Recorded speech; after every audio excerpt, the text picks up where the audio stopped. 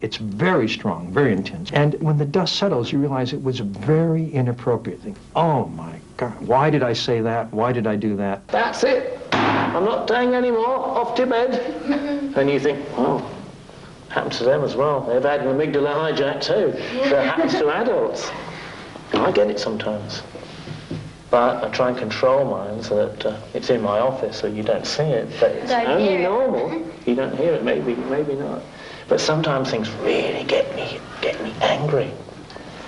And I have to try and stay calm. And I think, hang on a minute, let's think about this. Sometimes it's very difficult to think about it. And that's what we're going to try to learn, a technique to help us to sort of stop and think. Well, we can choose our behaviors now, can't we? Two of the most fundamental amygdala control skills that young people and older people need are anger management and impulse control. And both of those involve the same superhighway between the amygdala and the prefrontal lobe.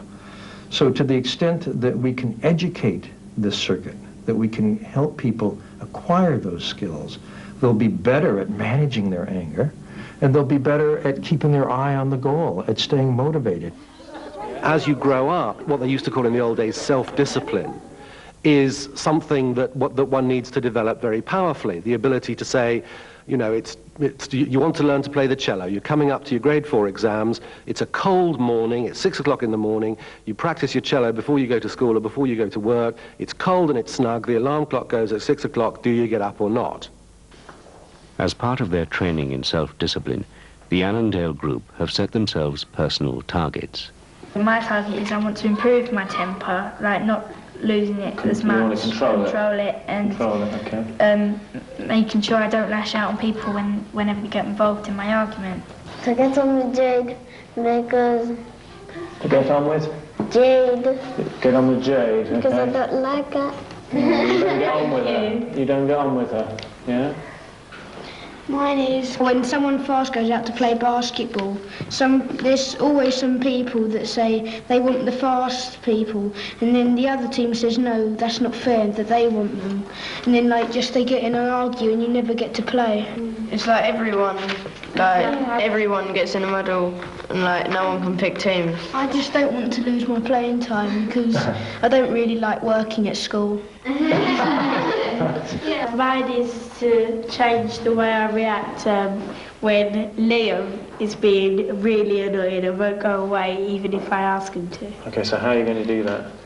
I'm going to try and sort of control myself.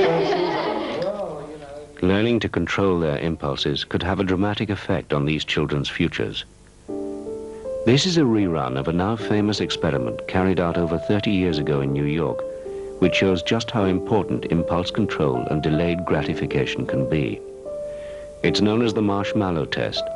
4-year-old Stanley is trying not to eat the marshmallow in front of him. If he can wait 5 minutes without eating it, he's been promised he'll get 3. The studies were originally conducted in the late 1960s, and these were a series of experiments that looked at children's ability to delay gratification. Stanley is alone in the room, unaware that he's being filmed. The bell is to summon the researcher should he need help, or should he eat the marshmallow before the time is up. In the next room, his mother watches his progress. Probably only been about 30 seconds, but it feels much longer, doesn't it, when you're hoping to goodness that they're not going to pick it up and chomp it. No, don't eat it, don't eat it. The children who originally took this test in the 60s have been monitored at various stages of their lives. The results are startling.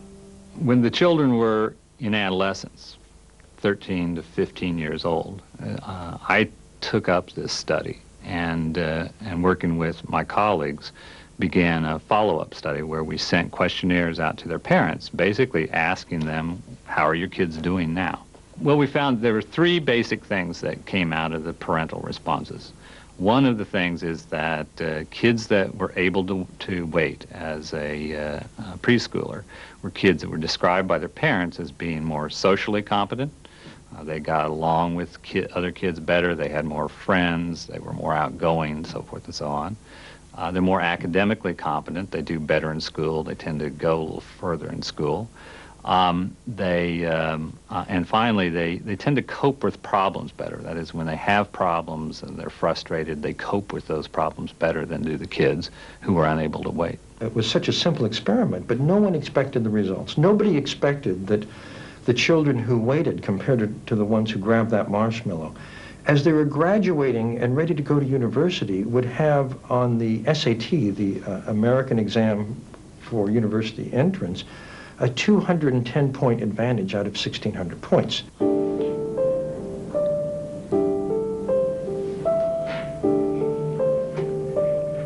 Just counting them. The test is just as revealing with any favorite sweets. For honor, it's Smarties that pose a real challenge.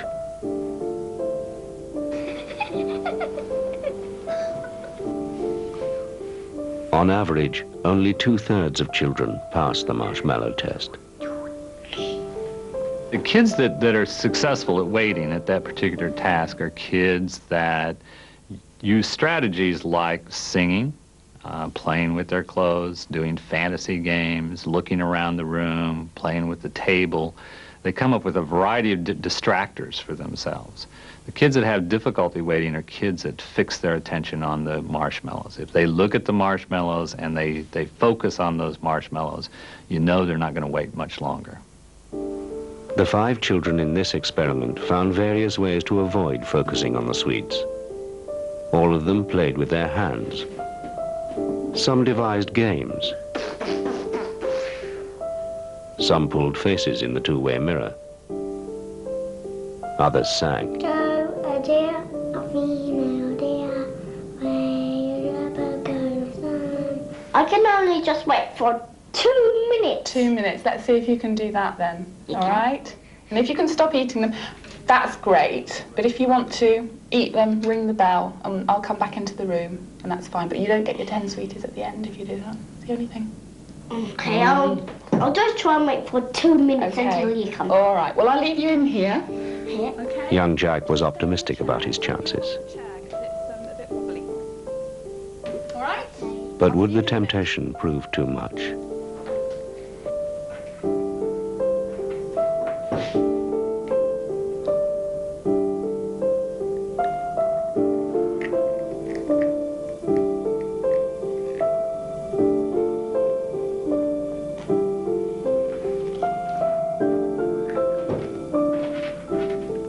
So will Jack's lapse bode ill for his future?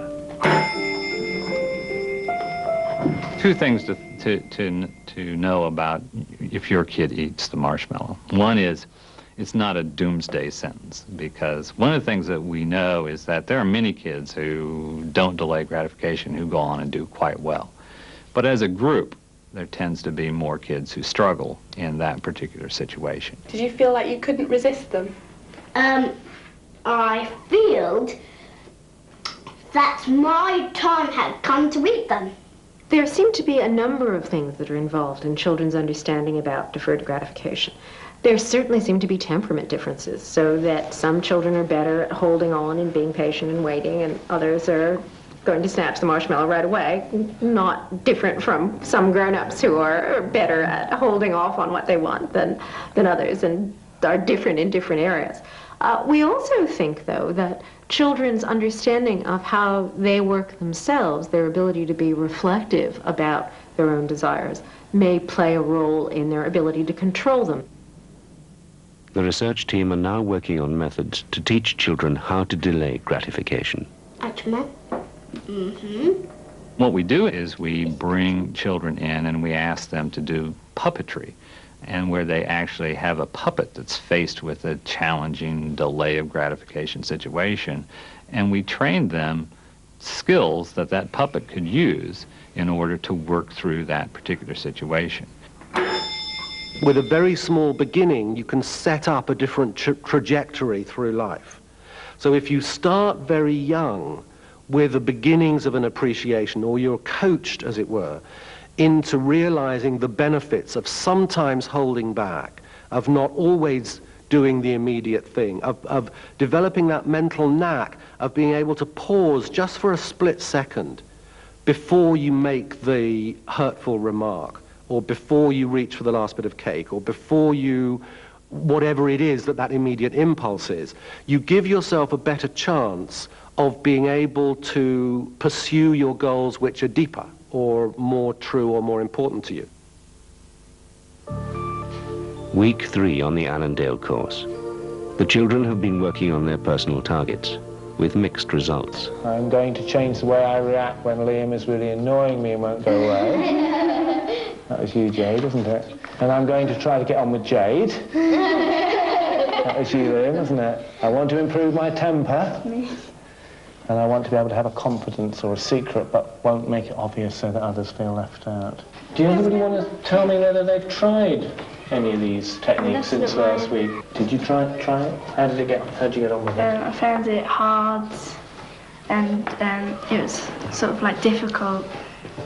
Difficult? Yeah, because I had problems with my temper in the past, and it had been difficult to all of a sudden stop losing my temper. So it's not something you can just do in a week, is it? It takes a bit of time. Anybody else? I've sort of tried, but I just can't help because no, I don't want to be offensive or show Liam off or anything, but he's mouthy. So he's been winding up a bit. So yeah, but okay. I do it back to him, so I suppose I'll make it worse. Both as bad as each other. Yeah. Okay. As part of their work, the children have been keeping diaries of their feelings. Today I was feeling calm and relaxed, so light shades of blue and orange. I was also feeling sort of tired and sort of lazy yellow or pink. I felt like a snake's day, sliding along the wood and leaves in the jungle, with trees all around me. I felt enclosed by people, and my brain and mind, everything was coming back to me. I have the need to muck up my room and throw everything around, leaving it in a tip. I feel like a bull ready to charge at someone, but then stop in mid-air, and that's when the sadness comes flooding in. Tears slowly drip down my face, and the picture in my mind of the bull suddenly transforms into a pool of tears. Nobody will come to help it, just leave it to evaporate into the sky and beyond before it comes back to land angry again. Today I was feeling angry, dark brown like mud, ready to explode like a volcano. I was red, hot, sticky, and I felt like water bubbling and spitting in a kettle. I cooled down like freezing cold see-through ice. Today I was feeling angry because my mum told me off and I got sent to my room. I felt black. I wasn't allowed out. I was going to play football with my brother, but then he kicked my football in the tree. So I went home into my bedroom and cooled down, and when I came down I was calm and happy with him again. Well, I think they're making a lot of progress in recognising about standing up for each other and beginning to say things like, you might not agree with me, but, and then, I mean, there's a really tactful approach. A few weeks ago they would have just sounded out their ideas and expected everyone to kind of follow it. There's no sort of road to Damascus that's taking place, I don't think, but I think they're moving quicker than perhaps one might have expected them to. I think the diaries have certainly helped them do that. The good news is that emotional intelligence is absolutely learned and learnable. Emotional intelligence can improve at any point in life. The earlier children master this set of abilities, the better they'll be. Many relationship conflicts arise from misunderstandings. Research into how young people read and react to each other's